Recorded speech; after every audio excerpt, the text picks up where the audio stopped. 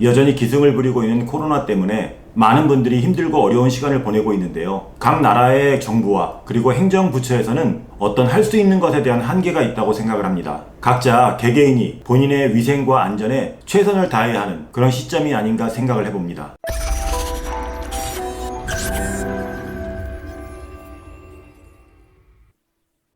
안녕하십니까, 괌투브의 PD 아저씨입니다. 너무 오랜만에 영상을 올리는데요. 오랜만에 영상을 올리니만큼 여러분들에게 정말 유익한 정보가 되길 바라면서 오늘 괌에 대한 이야기를 해보도록 하겠습니다. 현재 괌의 상황을 간단하게 말씀드리자면 여러분들이 살고 계신 한국과 별반 차이가 없다고 볼 수 있습니다. 아니, 오히려 인구를 놓고 보면 한국보다 괌이 더 심각한 상황이 아닌가 생각을 해봅니다. 현재 확진자는 매일 500명을 넘나드는 그런 확진자의 숫자를 보이고 있습니다. 한국도 마찬가지지만 아무래도 좀 오랜 시간 동안 이 코로나와 함께 하다 보니까 많은 사람들이 좀 느슨해진 게 아닌가 하는 생각이 들더라고요. 한국의 경우는 모든 식당을 비롯해서 모든 영업점들이 9시를 기준으로 영업을 끝내는 거로 알고 있습니다. 하지만 괌은 그 정도까지는 아니에요. 각 영업장에 주인의 재량에 맡겨서 영업시간을 좀 탄력적으로 운영을 하고 있는데요. 그래서인지 현지에 살고 있는 제 입장에서 봤을 때는 코로나 이전과 크게 다르다는 것을 좀 느끼지 못하고 있어요. 다만 여러분들이 괌에 오셨을 때 많이 찾는 쇼핑몰이라든가 식당이라든가 이런 것들은 좀 단축 영업을 하고 있기 때문에 막상 한국에서 오시는 분들은 코로나 이전과 많이 다른 것을 좀 느끼실 수 있을 거예요. 상점의 경우도 그전처럼 재고가 많이 있지 않기 때문에 역시 여러분들은 코로나 이전과 많이 다르다는 걸 좀 느끼실 수 있을 거라고 생각이 됩니다.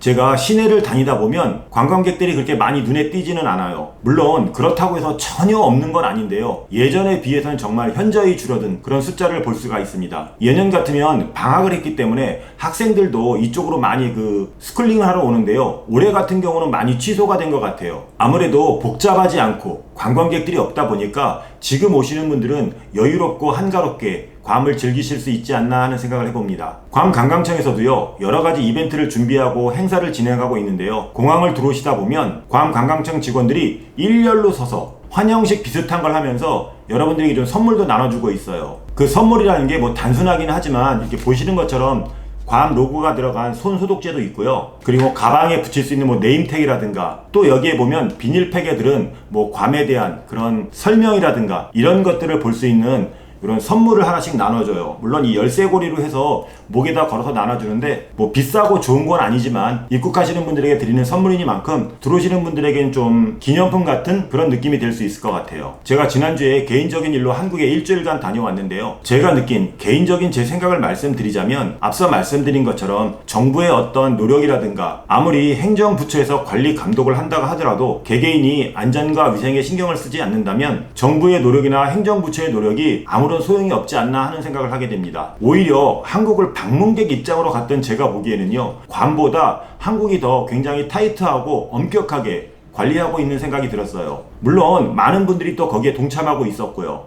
어디를 가도 단순하게 수기로 작성하는 괌에 비해서 QR코드로 관리하고 이렇게 함으로써 확진자가 발생할 경우에 역학조사라든가 확진자의 동선을 파악하는데도 한국이 훨씬 더 이런 시스템이 잘 돼 있지 않나 하는 생각을 하게 되더라고요. 현재 항공편의 경우 대한항공이 매주 일요일과 목요일 주 2회 운행을 하고 있고요. 진에어의 경우는 매주 화요일 1회 운행을 해서 괌으로 오고 가는 비행기는 주 3회 운행 중입니다. 참고로 진에어 같은 경우는요, 제가 탑승을 해보니까 약 40명 안팎의 인원이 탑승을 하는 것 같아요. 격리에 대해서 말씀을 드리자면 한국에서 괌으로 입국하실 경우에는 격리가 없습니다. 다만 괌에서 한국으로 돌아가실 경우 한국에서 열흘간 자가격리를 하셔야 되기 때문에 어느 정도의 부담은 안고 오셔야 되지 않나 하는 생각을 해봅니다. PCR 테스트의 경우도 양국 간에 다른 절차가 있는데요. 괌에서 한국으로 들어갈 경우에는 48시간, 그리고 한국에서 괌으로 입국할 경우에는 24시간 내에 발급받은 PCR 테스트 결과지를 지참하셔야 됩니다. 여기서 꼭 PCR 테스트가 아니라고 할지라도 항원 검사 또한 인정을 해주니까요. 만약에 한국에서 괌으로 들어오시는 분들은 인천공항에 있는 항원검사소에서 검사를 받으시는 것도 괜찮을 듯 싶습니다. 물론 시간 계산은 정말 잘 하셔야 돼요. 항원검사의 경우 약 20분에서 30분 정도 검사 결과가 나오는데 시간이 소요되니까요. 탑승 시간하고 잘 계산하셔서 인천공항에서 항원검사를 하시기 바라겠습니다. 입출국 절차는 계속해서 업데이트가 되고 변화가 있기 때문에 출발하시는 날짜, 도착하시는 날짜에 맞춰서 미리미리 체크하시기를 좀 부탁드리겠습니다. 자, 이렇게 해서 오늘은 정말 짧게 짧고 간단하게 괌의 소식을 좀 전해드렸는데요. 제가 일주일간 한국에 있다가 와보니까 여러분들에게 해드릴 이야기가 너무너무 많아요. 물론 코로나로 비롯된 이야기들도 있겠지만 그것 말고도 제가 한국에서 지내면서 있었던 일들,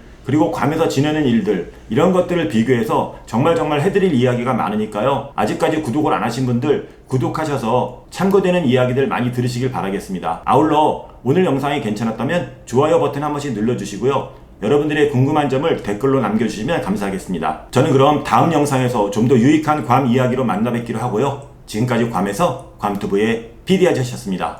감사합니다.